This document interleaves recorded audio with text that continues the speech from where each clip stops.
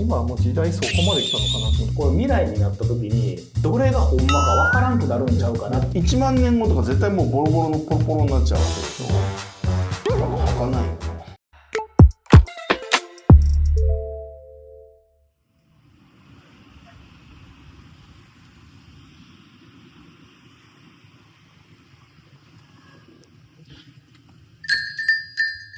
いらっしゃいませ。カフェフォーリーフへようこそ。クローバーズ代表の小山です。ここではクローバーズの社員たちが気になることを勝手気ままにおしゃべりしています。どうぞ皆さんもお好きな一杯とともにお楽しみください。私の最近ハマってることなんですけども、ちょっとミックスして話したいと思うんですけど、ドキュメンタリーと AI ちょっと今ハマってまして。またなんかアカデミックな話になってきましたからついていけるかな。最近テレ東とかで、なんか深夜とかに、これはちょっとホラー寄りになっちゃうかもしれないですけどもうホラー出たよ。ホラーの話多くなりそうなんで、ちょっとそのいやいいですよ全然。ドキュメンタリーって結構やっぱそのホラーとか昔で言うとブレアウィッチプロジェクトとかってなんか映画あったと思うんですけど、モキュメンタリーって何と何の造語だったっけ？確かモックとかそういうものとドキュメンタリーを合わせて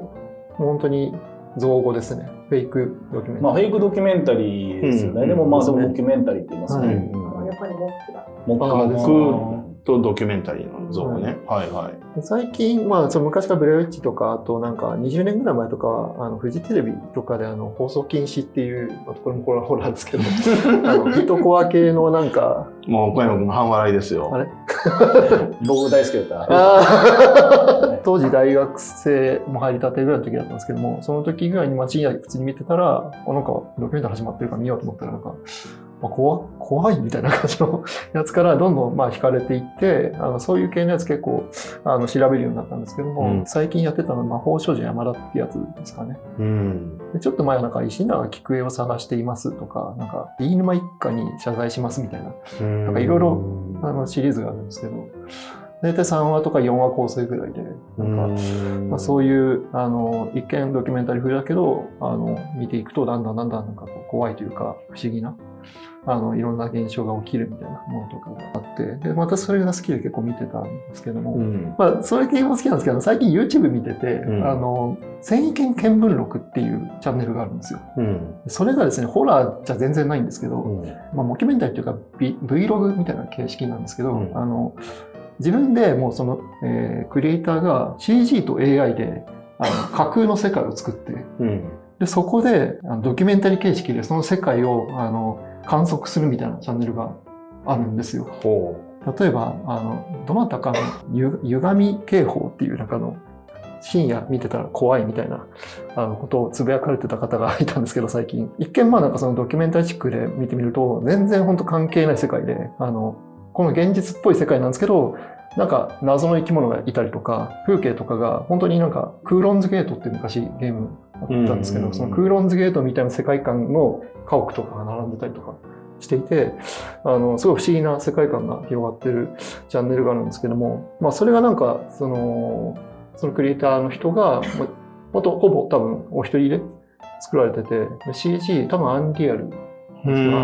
と、あと生成 AI で作られてて、で、もう今はもう時代そこまで来たのかなと思って、パッと見私は結構映像を作ってた人間なので、あるんですけども、私が見てもすごいなって思うぐらい、アセット数と雰囲気がものすごくて、これを今一個人だったりとか、少数のグループでね、こんな物量を作れるっていう時代になったのかというところで、ちょっと今びっくりしてるというところがあったので、最近そういったなんかYouTube チャンネルを追っかけて見てるっていう感じですね。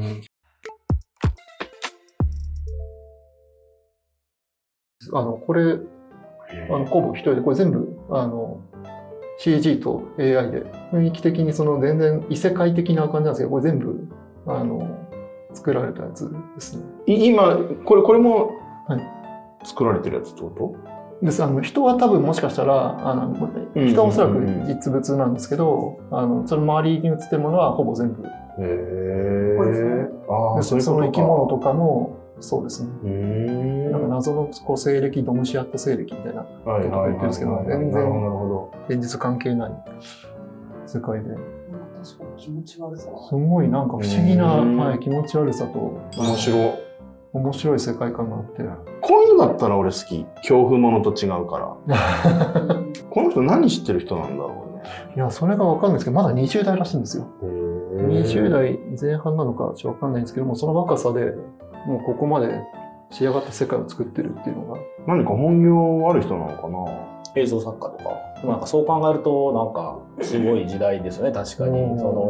ガッツあればその一人でもなんかいろいろ映像撮れるかもしれないですけど、ね、クレイとかね、はい、なんか昔一人でずっと作ってる人とかやはったと思うんですけど、うん、なんか今だとこういうのをその効率的に作れるというか。そうなんですよね。まあもうその AI がね、これだけ出てきてると、パッと映像見たときに、区別つかないよね。結構フェイクの動画とか流す人もいるし、お、すげえみたいな思ってても、いや、これ絶対リアルじゃないよなっていうね。嘘と本当が見分けつかないね。特殊詐欺とかでも、はい、AI フィルター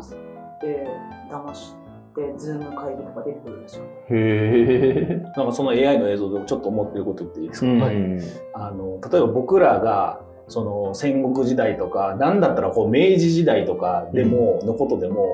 なんか実際には経験してへんし体験してへんから、結局知るのってその写真の様子であったり、その文字っていう媒体じゃないですか。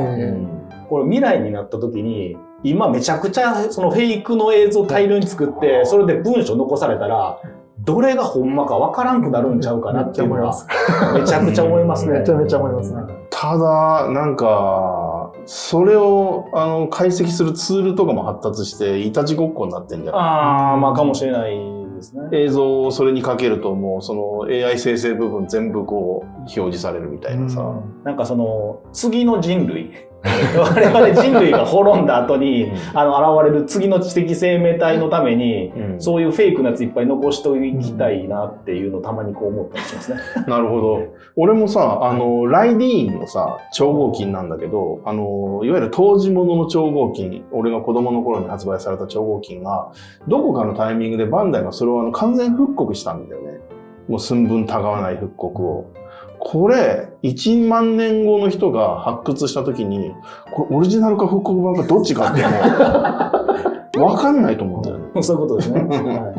い、でもなんかあれじゃないですか、それこそ、なんでしたっけ、なんか炭素年代、なんか、みたいなやつで、こう調べて、一応、ちょっとだけさ、これなんやこれみたいな。なんか、20年ぐらいこれ差があるぞみたいな。これは1万年前で、これは1万20年前やぞみたいな。そのなんか、その整合性の取れなさで混乱が起きるみたいな。学会でずっとそのライディーンっていうのは20年間常に流行り続けてたもんなんだみたいな説が出たりとか。そう、全然話変わるかもしれないけど、また脱線しちゃうけど、だからその1万年後とかのこと考えたら、今俺が大事にしてるさ、おもちゃもさ、1万年は持たないわけじゃん。はい、もうその前に俺の命が持たないんだけど、1万年後とか絶対もうボロボロのポロポロになっちゃうわけでしょ。なんか儚いよね。まあ、やっぱ永遠ってないんだなって思うよね。なんか、何ですかね、保管方法ね、プラスチックに固めて、地中に埋めとくみたいなね。それのなんか恐竜教室って漫画とかでは、未来砂漠になるじゃないですか。だけど、なんか未来人が残したビデオの中に砂漠になってるんだけど、造花プラスチックの花だけは残ってたみたいな、なんかある種皮肉みたいな感じで描かれてはいて、自分たちが作り上げてきたものは朽ちたけど、そのプラスチックだけは残ってるみたいな感じで、なんかある種の儚さは確かに感じるというか。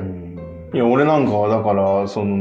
古いゲーム機好きだから、それこそファミコンとかメガドライブとか PC エンジンとか、現役で今も使えるようにしてるんだけど、まあ、あんな何十年も前のファミコンを今でも使えるんだみたいなね、ことってよく話題になるけど、そんなの1万年後なんか絶対もう使えないもんね。どんなに大事に使おうとさ。確かに。まあ、俺が収集してる基板も、80年代のゲーム基板。まあ、この間もグラディウスの自慢したよね、俺ね。グラディウスの基板の自慢したんですよ。バブルシステムの基板を持ってるって自慢したんですけど、あんなもん1万年後なんか絶対残ってないもん。なんか宇宙空間になんかカプセルで掘り出して、でなるべく高速に近づけて1万年後に帰ってくるようにして、その地球上ではですよ、地球上では1万年後に帰ってくるんですけど、多分そいつ自体はどれぐらいいけるのかわかんないですけど、まあ、10年ぐらいとかやったら理想ですね。そいつ個体は10年で、地球上では1万年後に帰ってくるとかにしとけば使えるかもっていう。やっぱ宇宙空間が一番劣化に耐えられるのかね。劣化を抑えられるのかね。劣化の抑え方が分かんないんですけど、まあね。まあ僕だったらその相対性理論的なところで時間を縮めると。時間を縮めるってことだよね。ああ。とか。それで未来の人に届けると。そうですね。なるほどですね。なんか話しててちょっとなんかゲーム企画にもちょっと使えそうかもなみたいな。なんか確かに。いや、その昔のおもちゃとかも俺、まあ収集癖があって、子供の頃に発売された当時物の超合金とかさ、それはさ、よく残ってたなと思うわけじゃん。当時は当たり前に店に売ってたのが、まあ当然みんな子供たち乱暴に扱って廃棄されていく中で、奇跡的に残ったやつが今そのオークションとかで高額取引されてるんだけど、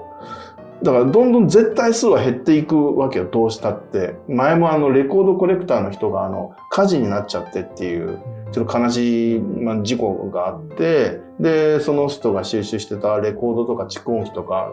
本当に文化的にも重要なものが全部消失しちゃったっていう風に、だからどうしたって、増えることは絶対ないわけで、ね。なんか、儚いんだよね、その辺考えるとね。なんかそういうの真面目に研究とかサービスにしようとしてる人とかいそうですけどね。そのなんか未来に残すじゃないですけど、なんか調べればできたりしないのかな。